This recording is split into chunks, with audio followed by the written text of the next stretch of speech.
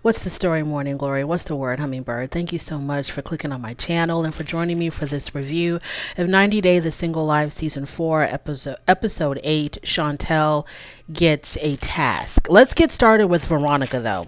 I want to talk about Veronica and Jamal. So, remember last week, Veronica and Jamal went out on a double date with Tim and Louisa. And Jamal got upset with Veronica because Veronica was involving herself way too much into Tim and Louisa's relationship. She was giving Louisa all of this advice at the dinner table on how to deal with Tim. And because Louisa is a Spanish speaker, Veronica felt more comfortable talking to her in Spanish. And so at first, Jamal was acting like, he was feeling kind of left out in the conversation because he kept on asking Veronica, what are you saying? And Veronica kept on telling him, I'll fill you in later. But come to find out, when they're driving home from the double date and they're in the car, Jamal tells Veronica that his issue was not the fact that she was speaking Spanish, but the issue was that Veronica was getting too involved with Tim's love life. I'm combining Jamal and Tim. That Veronica was getting too involved with Tim's love life. And also he didn't like the fact that Veronica ordered Tim's steak for him, because he couldn't remember how he likes his steak done. And so Veronica was the one that told the waitress how to do the steak or how he wanted the steak prepared. So just the fact that, Tim and Veronica are super, super tight, and it's making Jamal feel really uncomfortable. Number one, because she had a, romantic relationship with Tim. And number two, Jamal doesn't like Tim. So in the car, they're having this conversation about it. And Veronica tries to compare her closeness with Tim. She tries to compare it to Jamal's closeness with his mother. Because I think when it came to them being exclusive, I think Jamal said, I'm not quite sure, but I think Jamal was telling Veronica, why did you have to tell Tim that we were going to be exclusive? We weren't going to tell anybody about that. And I think that's when Veronica said, but you told your mom. And so Jamal was like, but that's different. She's my mother. You have no business or no right to tell Tim what's going on with us. So she tries to compare her relationship with Tim to his relationship with his mother. And I'm kind of agreeing with Jamal on this because you can't, that's his mom. He's going to confide in his mom. He's always going to be attached to his mother. This is his mom. Kim will always be his mom. But the closeness between Veronica and Tim, it doesn't always have to be there. They want to remain as close as they are because of their history, because of the fact that they're raising Chloe together, so they want to remain. The fact that Veronica and Tim are this close, I can see how it can bother Jamal. I don't think it's a threat to Jamal and Veronica's relationship, but I can see how it can bother Jamal just for the main fact that he doesn't like Tim. Tim doesn't like him. He doesn't like Tim. And Tim was trying to get Veronica to maybe not necessarily break up with Jamal, but to be aware of certain things about Jamal. And this got back to Jamal through Veronica. And so I can understand where Jamal is coming from. But when she was trying to say, well, it's just like you and your mom, as far as I'm concerned, I felt like those were two different things. She doesn't have to tell her ex everything about her relationships, her current relationships, especially if it's bothering her current boyfriend. And I don't know how serious these two people are. I don't know if they're putting on for the gram, putting on for the cameras, or if they really truly do like each other.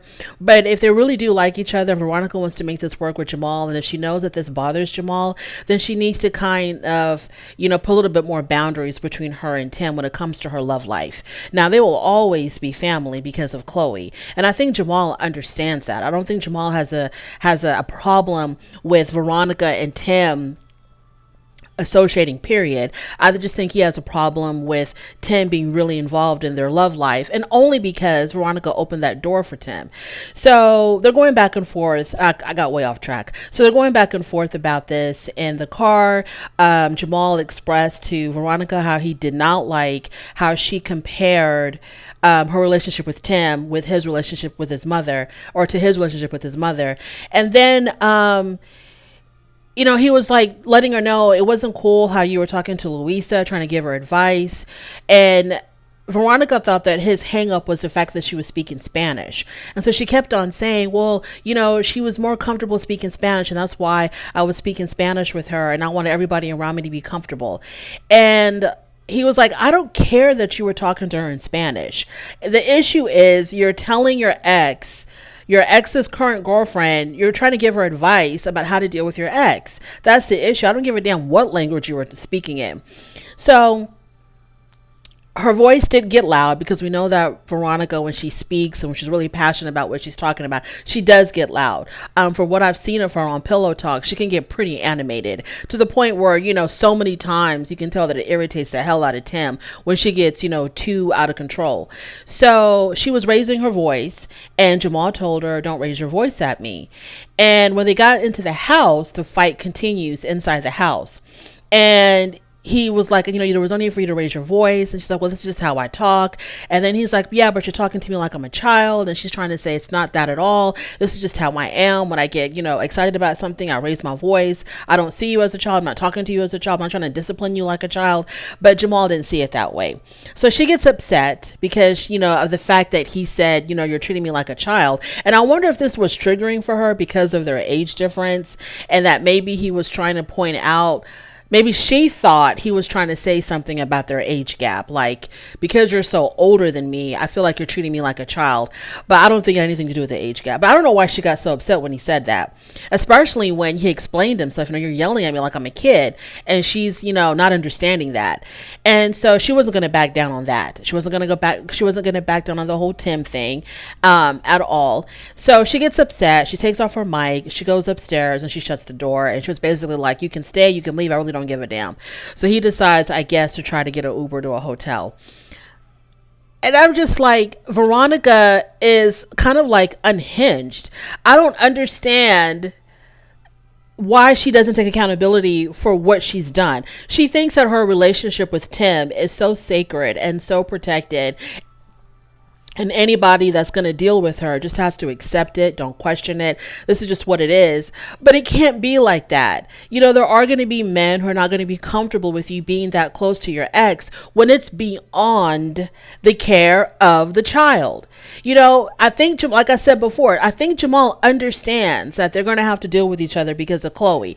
I don't think that's his issue. His issue is that they are very much entangled and entwined with each other's love lives. Tim is telling her that Jamal may not be the best choice. She's giving Louisa advice on how to deal with Tim and his issues with intimacy. So some men are not going to be that comfortable about it. So I don't understand why Veronica just doesn't understand where Jamal is coming from.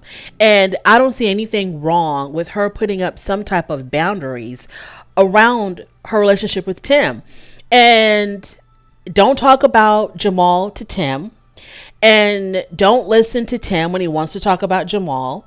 And don't give advice to Louisa. Don't do any of this, period. But if you are going to do it, don't do it in front of Jamal. Okay, just don't do it in front of Jamal. How about that? So, what else did he say? Jamal also was talking about how, when they were in the car, I think they were talking about the steak, when she was ordering his steak for him. And Veronica was like, eventually Tim is going to grow up and be his own man. And I'm like, why hasn't he already done that? Why is he so dependent on you ordering this damn steak for him? Like, why hasn't he already figured that out for himself? I don't understand why you're saying, or why you're waiting for Tim to eventually grow up at some point. So in this whole entire segment, when I was watching the back and forth between Veronica and Jamal, I kind of had to side with Jamal on that. And I think that maybe if this is a real relationship and if she wants to continue on with Jamal, she's going to have to set up some boundaries. Moving on from there, we have Natalie. So like I said last week, Natalie and Josh were supposed to have, they're supposed to meet at this restaurant. And Josh was there first and he's sitting there waiting for Natalie. Natalie shows up and they made eye contact with one another. And they're sitting outside. He's sitting outside. And when she shows up, they make eye contact and she walked right past him. Then she turned around somewhere and then came back And, he got up from the table. He's walking towards her. She's walking towards him.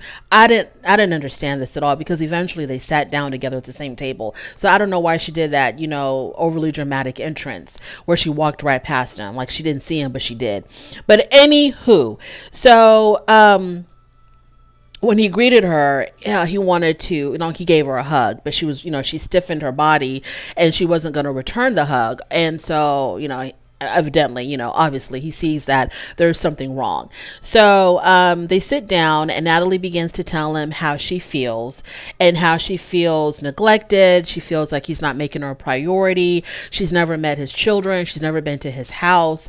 And they've been together for like a year or something. I'm not really sure how long they've been together, but long enough where you would think that, the man that you're dating would want to introduce you to his children, or at least, take you to his damn house. And none of that has happened. And so she's complaining about that, and she calls him a weak man, and she says that she's given him his heart, she loves him, but she doesn't feel anything coming back in return. And Josh does admit that he can't give her exactly what she wants right now. And when she tells him that she loves him, he tells her, and I really, really, really like you. So they're not on the same page. So basically she's breaking up with him because she wants something more. She wants more of a commitment. He's not ready to give that to her.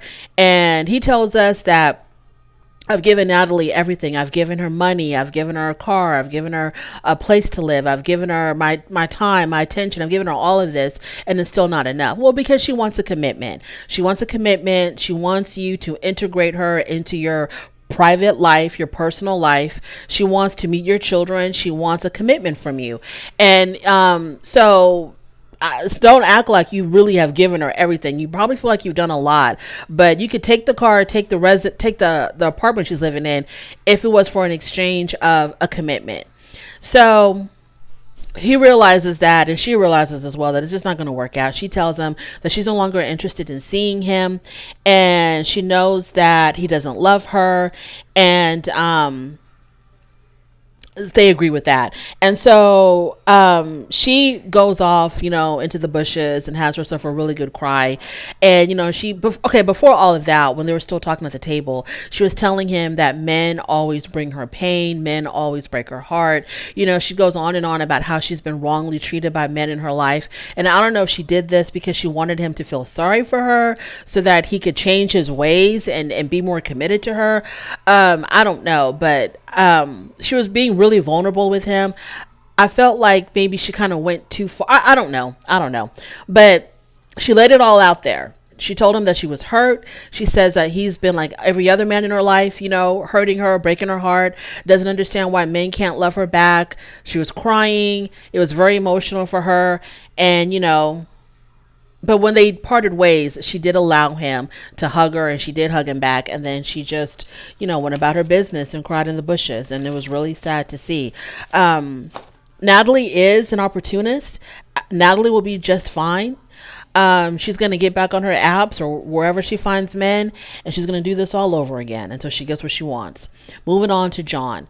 So John and Meg are driving from the restaurant that they had met up with Patrick and Thais. So they left the restaurant and now they're driving to a bar. And in the car, John apologizes to Meg for Patrick and Thais's behavior, basically for what they said, because they basically threw him under the bus and they told Meg that John is immature, he's not ready for a relationship, and he doesn't want to have a baby. And so all of this was dumped on poor Meg, and she's just trying to process all of this because this is not how she envisioned things would go, because her plan is for John to move to her state and for them to start having these damn babies. That's her plan. So when Patrick and Thais were like, well, that's not what John wants. That's not what he wants to do right now. It really threw her for a loop. So She says that not having a baby is a deal breaker for her because she wants to expand her family. She keeps talking about having a baby, having a baby, having a baby. I don't hear her talking about wanting to get married, wanting to set up a decent foundation first between the two of them before you start thinking about having more children. And she already has a daughter, and a daughter who has special needs at that. And I'm thinking, okay, why don't you figure out if John is really going to fit in your life, fit in your daughter's life before you start talking about, these future babies. Try to figure out, like, are y'all even going to work together as a couple? I just don't understand how people are rushing to have babies, and then next thing you know, anyways. So Meg asked if he'd had changed his mind about having No, Meg asked him if he would change his mind in the future about having kids. Is it a possibility? Is that door completely shut for John about having his own children? And John was like, the door is open. I may change my mind in the future. I don't know how I'm going to feel about it. And then she asked him about the long distance thing because she really wants him to move to her state. So she's like, when are we ever going to be like in the same state? What does the future look like for us? And he says that he does not want to be rushed into moving out of Las Vegas, and he doesn't want to be given an ultimatum. He doesn't want any ultimatums from her. Basically like, hey, if you don't move, I'm breaking up with you. Because John is enjoying her and he likes her. And it seems like he wants to build something with her slowly but surely. And I just don't understand why people just can't enjoy the moment. Like, you just met this man through his DMs. Okay. It's not like, you knew this man for years and then somebody set y'all up. Girl, you slid into his DMs. And now you're talking about having babies and him moving across the country for you. Why don't you just enjoy the fact that this guy picked you out of all the women that are in his DMs? The fact that he picked you. Now you're on the show, which is probably what your intent was. Now you're on the show. Now we see you. Why don't you just enjoy the damn moment? Instead of like stressing about, is he going to want to have babies? Is he going to want to move to my state? Enjoy the damn moment and see where it takes you. So now he's taking her to the airport. It's her last day in Vegas. And he basically tells us that her trip to Vegas was a complete bust because of what Patrick and Thais did. They threw everything off by dumping all this negativity on her about him. And she did take what they said into consideration because she says that, she sees it as a red flag that, he doesn't want to do all of these things. He's not ready for a relationship. He's immature and doesn't want to have a baby. So she took all of this in and she says now it's a red flag for her. So on the way to the airport, she starts crying. She turns on the waterworks because John won't promise that he's going to move and he won't promise that he's going to want to have a baby. He won't make these concrete confirmations with her. And so she gets all emotional about it. And I'm just like, this is like maybe the second or third time that y'all have seen each other in person. You don't know this man from a can of paint. All that you know about him is what you've seen on TV. And you're crying because he won't commit his whole entire life to you and walk away from the only life that he knows to try to start something new with some chick that slid into his DMs. Girl, I'm going to need you to relax. Relax, okay? You're a decent enough looking woman. You seem like you have a good head on your shoulders. The man is enjoying you. He likes spending time with you. I'm going to need you to relax. I'm going to need you to really chill out. And just see where things go. Because if you allow things to progress naturally, it might take you to places that you would never even imagine. It might take you above and beyond your own expectations. But here you are stressing about the what ifs and the woulda, shoulda, couldas and the future that no one knows what's going to happen yet. You're stressing yourself so much about that. You're not fun anymore. You're just not fun. Now you're just a big old stress ball and you're stressing everybody out with all of your expectations. Moving on to Chantel. So Chantel is still in Greece, and her Greek boy Giannis has invited Chantel and company to the snail festival. So I guess he didn't tell her there was a snail festival. I think he just told her there was a festival, because when they got there and they sat down at the table and everything is happening outside, it's an outdoor festival. They bring this well, the snails are there. And so Giannis is, she's like, why, like, what kind of a festival? That's what she said. She asked him, what kind of a festival is this? What are we celebrating? And Giannis tells her, snails. It's a snail festival. So they bring the steaming hot plate of snails, and he encourages her to try some, and she does taste it, but she didn't like it. So after that, the whole night is basically a bust because he's not really like interested in Chantel. She's sitting across the table from him. He's got his friends there, and he's more involved with his friends than he is with her. He's completely ignoring her. He's not conversing with her at all. When she first arrived and they greeted each other, the kiss was really like, a play kiss. It wasn't like what was going on the beach. It was far from that. Things have cooled down a whole lot with Giannis. And so Chantel is trying to figure out what the hell is going on. So after being ignored for so long, she finally asks him, do you think there's any chemistry between us? And he's like, sure. Yeah, there's chemistry between us. And then she's like, so what's going on tonight? Because you're different. And he's like, well, I like to move real slow. I like to take things real slow. It didn't look like you were taking things slow on that damn beach. Okay. When you saw her in that bathing suit, you weren't taking nothing slow. You were going full speed ahead. Okay.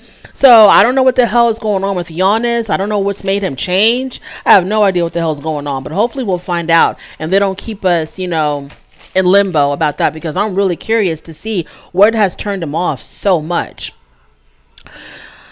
Last and definitely least is going to be Debbie, y'all. Okay, well, let me see what's going on with damn Debbie. Oh, Jesus. So Debbie, Lord have mercy. We find out that Ruben the Cuban is he is a primary caretaker of his parents, and so he wants to introduce Debbie to his parents. So they go to his house, and only his father is there. His father is a sweet old man. He introduces Debbie to his dad, but the mom is not there. So when they go outside to talk, Debbie asks Ruben the Cuban, where's your mom? Is she asleep? And Ruben says, no. After we had our first date, my mom had a bad reaction to her chemo medication, and so we had to take her to the hospital. So his poor mother is suffering from pancreatic cancer, and that's really sad. So much prayers up to her. So Ruben tells her that if the relationship is to continue between them, he's expecting Debbie to move to Miami. And I'm like, hold the hell up. What is up with these people rushing these relationships? First, you got your girl Meg, who's trying to get John to move cross country after she barely, knows him. Now we have Ruben, who's trying to convince Debbie to move to Miami. And so Debbie tells him that, she wants to take things really slow. And plus, to get to her, he has to get through her son. So she tells him, by the way, my son is still looking forward to meeting you. Ruben is still not feeling it, but I don't know why he's even bothering. We know that Ruben and Debbie are not going to go much further. Give it a couple of more episodes. It's going to be a done deal. So I'm not even sure why he cares. I'm not even sure why he wants to meet the damn son. We know that nothing's going to happen between Debbie and Ruben, so I'm not really this is the reason why I'm not interested in Debbie, because she's not going to have a real relationship from any of these dates or men or whatever's going on. I don't know what the hell this is. She's not going to nothing meaningful is going to come from this. I know everybody's hoping so that I don't even know. I don't even care.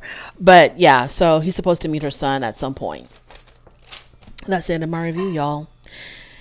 It is what it is. This episode was a tad bit better than previous ones, but, it's still torture. Thank you so much for joining me. I really do appreciate it. On your way out, please don't forget to rate the video. If you like this content, please subscribe to my channel, and I'll definitely talk to you later. Bye.